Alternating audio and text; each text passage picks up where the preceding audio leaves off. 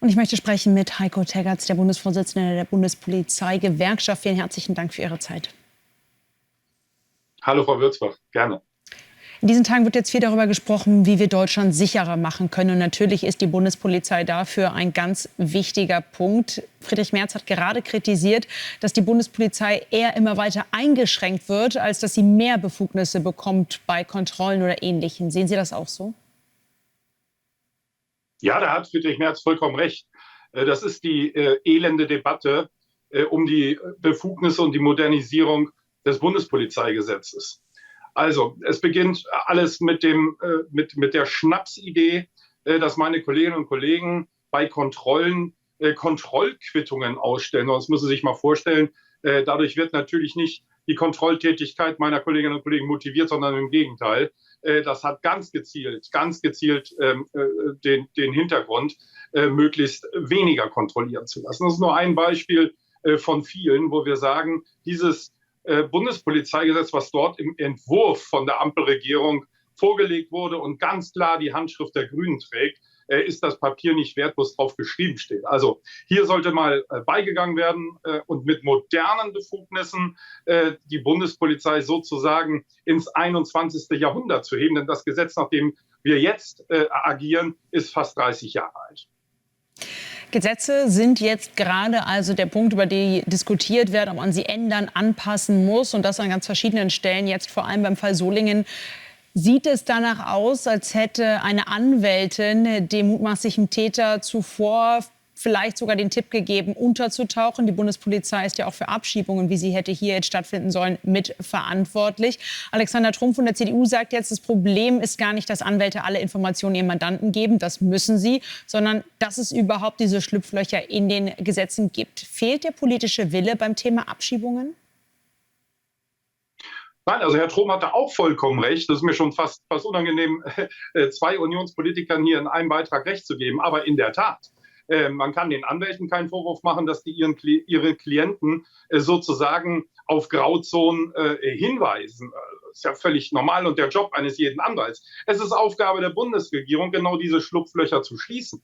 Und wenn Sie sich anschauen, was jetzt mit der letzten Gesetzesänderung zur angeblichen Verschärfung von Abschiebung geführt hat, dann ist das tatsächlich der Fakt, dass dort jedem, dem die Abschiebung angedroht ist, ein Pflichtrechtsanwalt an die Seite gestellt wird. Ich war damals selber in dieser Expertenanhörung dabei im Innenausschuss und habe das damals schon scharf kritisiert. Dadurch werden Abschiebungen nicht erleichtert oder gefördert, sondern verhindert. Dazu kommt das unsägliche Chancenaufenthaltsrecht mit den Bestimmungen, die da drin stehen. Sie müssen sich vorstellen, selbst Straftäter, die nicht zu einem Tagessatz zu einer Strafe von 90 Tagessätzen verurteilt sind, würden sogar noch nach diesem Gesetz sozusagen die Abschiebung rauszögern können bis zu 1,5 Jahren, um dann gegebenenfalls sogar einen dauerhaften Aufenthaltstitel oder gar die deutsche Staatsangehörigkeit zu erlangen. Also hier muss Politik jetzt bei. Ich bin mir sehr sicher, dass das in der Ampelregierung so nicht der Fall sein wird, weil auch so diese Gesetze ganz klar die Handschrift der Grünen tragen. Aber hier muss Politik jetzt im Sinne der in Deutschland lebenden Menschen handeln und genau diese Schlupflöcher schließen. Dann würde ich gerne auf noch ein Gesetz zu sprechen kommen. Die Ampel plant Berichten zufolge für Herbst ein neues Gesetz, das die Arbeit von sogenannten V-Leuten, also verdeckt arbeitenden Quellen für die Sicherheitsbehörden, einschränken dürfte. Unter anderem muss der Einsatz von V-Leuten durch Richter dann genehmigt werden und die Dauer sei begrenzt. Zudem dürften Vorbestrafte nicht mehr als solche Quellen fungieren. Was bedeutet das für die Arbeit beispielsweise des Verfassungsschutzes, der in Deutschland ja Extremisten beobachten soll?